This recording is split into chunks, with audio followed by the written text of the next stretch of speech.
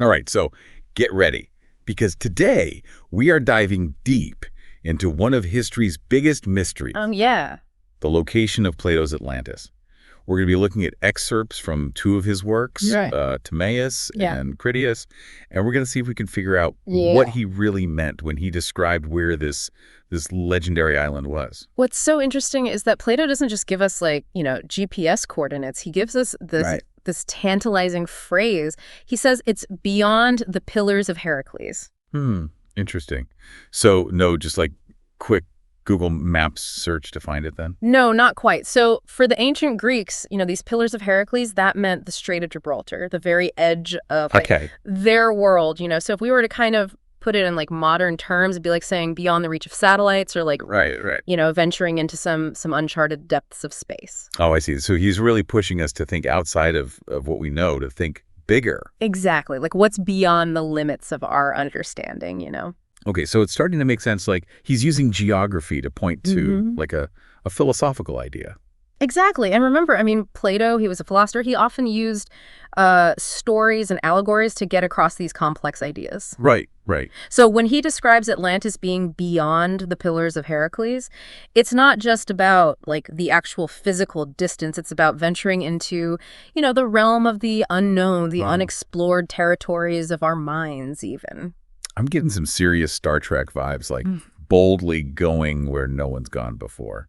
That's a great comparison. Or you could think about, Game of Thrones, right? Like with the lands beyond the wall, or even, a story like Into the Wild, where the main character is looking for meaning outside of society. It's like all of these stories, they use the idea of like uncharted territory to represent this human desire to explore, to push our boundaries, to discover something new. So Atlantis isn't necessarily like a place that we can just like put a pin in on a map. It's more about this idea of like always trying to go beyond what we think is possible. Precisely. And to really emphasize that, Plato uses really specific language in the original Greek. He says eisiton er kalan, which like literally means outside the pillars of Heracles, you know?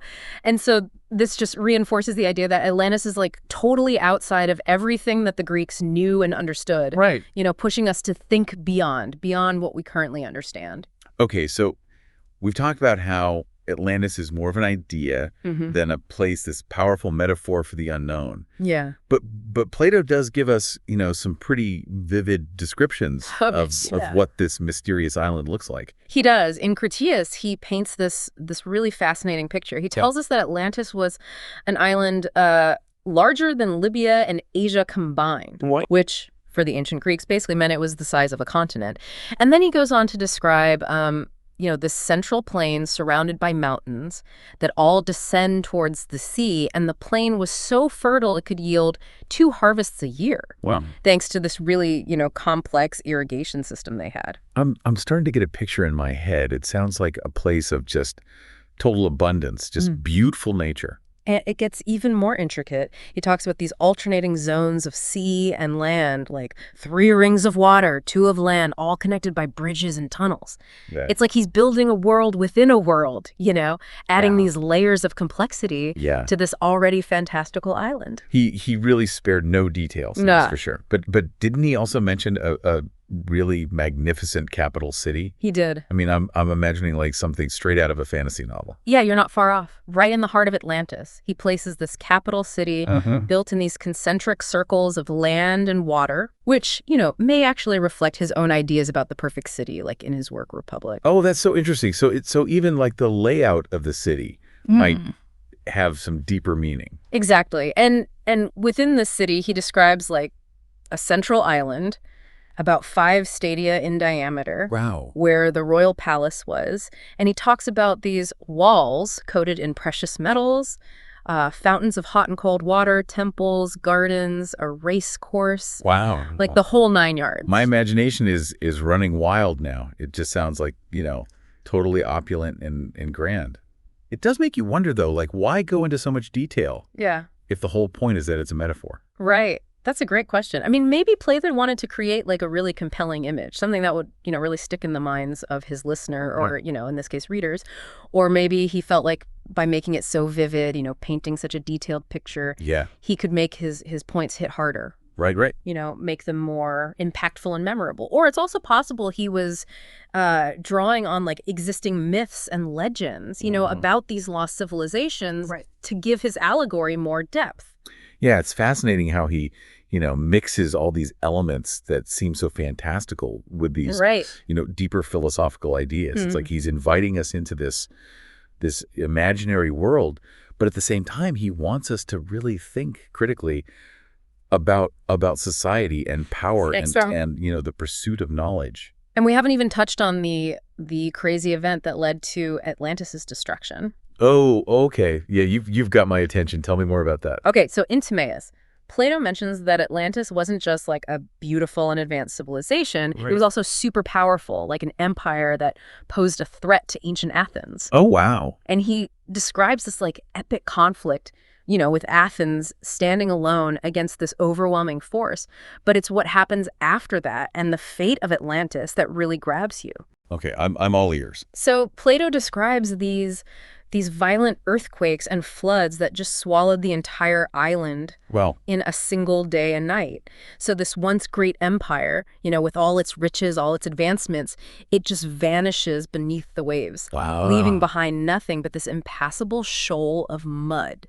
That's a pretty dramatic ending. Makes you wonder if the destruction of Atlantis was like a literal event or more of a metaphor for something else. Yeah, that is a question that has puzzled scholars for centuries. Was Plato just trying to, entertain his audience with a good story? Right. Or was he using it to, illustrate a deeper philosophical point? Okay, I'm totally hooked. We've got this incredible island, a war with Athens, a sudden cataclysmic disappearance. It's like he's setting us up for something big. Yeah. What was Plato really trying to tell us with this story? That's exactly what we're going to uncover in the next part of our deep dive. We're going to look closer at Plato's descriptions of Atlantean society, their culture, their political structure, to see if we can decode the deeper meanings behind this, carefully crafted myth. I can't wait. We've just scratched the surface of Plato's Atlantis. There's still so much to discover. Stay tuned for part 2 of our deep dive, where we'll explore the heart of this legendary civilization and the philosophical secrets hidden within its walls. Welcome back to our deep dive into Plato's Atlantis. So we've talked about Atlantis being more than just a lost city. It's like this powerful metaphor for going into the unknown. But Plato didn't just create this amazing setting. He actually put people there, right? He gives us these glimpses of Atlantean society, their culture, their political structure. And that's what I'm really curious about. Who are these Atlanteans? Well, that's where things get even more interesting. Plato doesn't just describe the buildings and the landscape. He gives us these insights into the people who actually lived on this legendary island. And he kind of paints this picture of a society that was both advanced and flawed. Like they had so much, but they were also susceptible to corruption. That sounds familiar. It's like we see this throughout history, civilizations that become really successful, but then they kind of crumble under their own weight. Exactly. And it seems like Plato might be exploring that very idea, through the story of Atlantis. He describes a society with this pretty rigid social structure, led by 10 kings, each one descended from Poseidon, and they each ruled over a different part of the island. 10 kings. Wow, that sounds like a recipe for disaster. Were they always fighting with each other? Well, actually, Plato describes a system that was meant to create stability and cooperation. He tells us that these kings were bound by a code of law that was inscribed on this pillar of orichalcum in the Temple of Poseidon. A code of law on a pillar of orichalcum. Wow, that sounds intense. So what were some of the key principles of this Atlantean law? Well, according to Plato, the most important one was that the kings weren't allowed to fight each other, to take up arms against one another. And they were also supposed to help each other out if one of their kingdoms was, under threat. It seems like Plato was, presenting this model for a well-governed society, one where unity and cooperation were really important. That's really interesting. So even though they had this, complex system of 10 kings, they also had this framework that was designed to keep things in order and prevent conflict. Exactly. But you mentioned earlier that the Atlanteans were flawed. How did that play into their downfall? Well, Plato describes how over time the Atlanteans, They started out really noble and virtuous, Right. but they gradually became corrupted by their wealth and power. They kind of lost sight of their values. They became greedy and ambitious. And he suggests that this moral decline, forgetting their original principles, was a big reason for their destruction. It's like that classic story of hubris, a society that gets so caught up in its achievements that it loses its way. It makes you wonder if Plato was drawing parallels with his own society, maybe like warning about, the dangers of too much ambition and how important it is to hold on to your values. Yeah, I think that's a really valid interpretation. I mean, remember, Plato lived during a time of a lot of change and upheaval in Athens. Right. He saw empires rise and fall. He saw how power could corrupt and how even the most advanced societies were actually really fragile. Okay, so we've got this, complex picture of Atlantean society, a hierarchy, a code of law, and yet this underlying tendency toward corruption. It's a mix of good qualities and cautionary flaws. But what about their daily lives? Did Plato tell us anything about what it was like to actually live in Atlantis?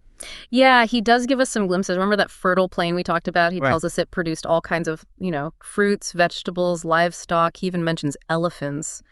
Elephants in Atlantis. Yeah. Whoa, okay. That's not what I was expecting. It adds to that whole exotic and abundant feel. Exactly. And those intricate canals he described, they weren't just for irrigation. They were also this really sophisticated transportation system. He talks about ships full of goods traveling up and down the canals, connecting different parts of the island, facilitating trade. It all suggests a society that was not only wealthy, but also had really advanced technology. It sounds like they had a really, thriving economy and great infrastructure. But what about their culture? Did they have art or music, literature? Did they value intellectual pursuits? Unfortunately, Plato doesn't really get into specifics about those things. No. But we can kind of guess from his descriptions that they were skilled artisans and builders. Right. I mean, those elaborate palaces and temples, the amazing canal system. Yeah. Those all point to a society that really valued craftsmanship and architecture. And let's not forget the orichalcum, this mysterious metal that was only found in Atlantis. It suggests that they had, a level of metallurgical knowledge that goes way beyond what we normally think of with ancient civilizations. That's a great point. The fact that Plato keeps mentioning orichalcum, using it for everything from the laws in the temple to the walls of the palaces, it suggests it was really important to them. Right. Maybe it symbolized their advanced knowledge or their mastery of nature or even their connection to the divine. It's amazing how these little details, like using a specific metal, can, make you think about things in a whole new way. Yeah. It makes you wonder what other clues might be hidden in Plato's text. Exactly. And that's what's so fun about studying these ancient texts. It's not just about, learning facts. Right. It's about engaging with the material, questioning things, analyzing, and putting together the pieces of the past. So we have this picture of a technologically advanced, wealthy society with a complex social structure and a mysterious culture, but then it all just collapses in a single day and night. Was Plato just trying to entertain us with a good story? Or is he trying to say something deeper about how fragile civilizations can be? That's the question that everyone keeps asking, scholars and readers alike. Yeah. Was the destruction of Atlantis meant to be taken literally? Right. Or is it a metaphor for something else? Maybe a warning about the dangers of pride, or a commentary on how civilizations rise and fall in cycles? It's a question we'll keep digging into in the final part of our deep dive. We're going to look at the different ways to interpret the destruction of Atlantis and try to figure out what Plato is trying to tell us with this, cautionary tale. Join us next time as we uncover the last layers of this enduring mystery. Welcome back to the final part of our deep dive into Plato's Atlantis. We've explored its location, we've looked at its society, its dramatic end. But let's think about Plato himself for a second. He wasn't just a philosopher, he was a really great storyteller. How did he create this story that people are still fascinated by thousands of years later? Well, it's amazing how he combines these really vivid images with these deeper philosophical ideas. He doesn't just tell us about Atlantis, he makes us feel like we're actually there. Right. He uses all these specific details. Like he tells us the central plain is 3,000 stadia long and 2,000 stadia wide. Right. The canal is 300 feet in width and 100 100 feet in depth, and he even gives us the exact measurements of Poseidon's temple. It's like he's saying, look, I've got all the details. This has got to be real. Right. And he even adds in those cultural details like, their reverence for the bull, the use of orichalcum, those laws inscribed on the pillar. Yeah. It just makes the story so much richer, makes Atlantis feel like a real place with its own customs and beliefs. It really does. He's appealing to that sense of wonder that we all have, that desire for something, exotic and unknown. Yeah. But it's not just the sensory details, it's how he tells the story. Right. He starts with this mystery, the location beyond the Pillars of Heracles, and then he slowly reveals more and more. The island's beauty, its advanced society, and then boom, its tragic end. It's like he's building suspense, Yeah. drawing us in with each new piece of information, and then bam, the whole thing disappears. It's such a clever way to grab our attention and make us think. Exactly. And don't forget all the dramatic elements, A war with Athens, gods and goddesses getting involved, a massive natural disaster. Right. It's got it all. He's really playing on those basic human emotions. Yeah. Fear, amazement, wanting to understand things. It's like he took all the best parts of an epic story and put them into this one incredible tale. Yeah. But I feel like there's more to it than just, a good story, right? Oh, absolutely. Woven into this captivating narrative are these really profound philosophical themes. He's talking about power, and how it can corrupt, the rise and fall of civilizations. He's asking us to think about what makes a society truly great and what can lead to its destruction. It's incredible that a story written so long ago can still speak to us today. We're still dealing with these same questions, still trying to figure out how to build a better world. And that's what makes Plato so brilliant. He understood the power of stories, to teach us, to inspire us, to challenge how we think about things. He wasn't just telling us about Atlantis. He was using it to hold up a mirror to ourselves, to make us think about our values, our place in the world. So what are some of the key takeaways from our deep dive? What can we learn from all this? Well, first, I think it reminds us of how powerful storytelling can be. A good story can take us to different worlds, fire up our imaginations, make us think about things in new ways. It's like a reminder that stories aren't just entertainment. They can help us learn and grow. Exactly. And second, we can see how timeless Plato's themes are, The allure of power and how dangerous it can be, the importance of being good, the way history seems to repeat itself. These are things that are still relevant today. Even with all our technology, we're still facing the same basic challenges as people thousands of years ago. It's humbling, but it's also kind of inspiring in a way, right? Yeah. It means we can learn from the past so we don't keep making the same mistakes. Right, exactly. And lastly, I think we can be inspired by that sense of wonder and possibility that Plato creates when he talks about Atlantis being beyond the Pillars of Heracles. It's like a call to embrace the unknown, to push ourselves, to keep exploring. Yeah, it's like he's saying, don't be afraid to venture into the unknown, whether it's a new place, a new idea, a new way of living. Exactly. Maybe the real legacy of Atlantis isn't about finding a lost city, but about finding that spirit of exploration within ourselves. So we may not have all the answers about Atlantis, but I think we've learned a lot along the way. We've talked about the power of stories, the timelessness of these big philosophical questions, and that call to explore what's beyond what we know. And who knows, maybe one day we'll figure out what really happened to Atlantis. But until then, let's keep exploring, keep asking questions, and keep our minds open to all the amazing things out there in the world. Thanks for joining us for this deep dive. Until next time, keep exploring.